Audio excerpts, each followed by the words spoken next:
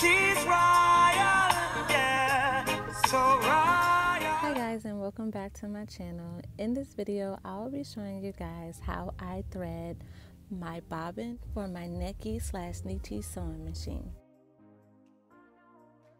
I'm not sure about the newer sewing machine models, but my bobbin is located under the sewing machine's presser foot, and this is the case that it's in. And to pull the case out of your machine, you're going to lift this little handle over here and the case will eject from the machine. Here it is, and it already has a bobbin that's already threaded. So I'm going to show you guys how I thread an empty bobbin. Okay, so once we have our thread on our spool pin, we're going to take the thread and pass it through our bobbin winder tension disc. And then we're going to take the end of the thread and put it through one of the bobbin holes at the top. Once the thread is through the bobbin, we're going to place the bobbin on the bobbin winder and push the bobbin winder back. And while holding the thread, press the foot pedal just a little and then cut your thread. Once you cut your thread, you can continue to press your foot pedal.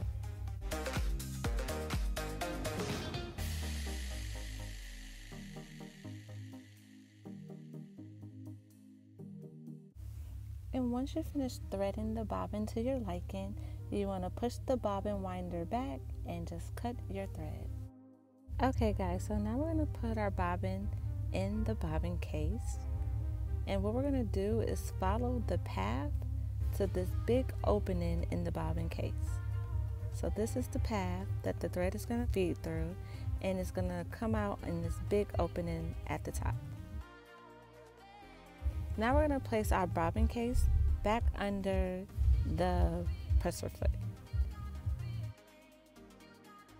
You just want to line it up properly and just snap it right in. Your thread should be hanging out on the right side.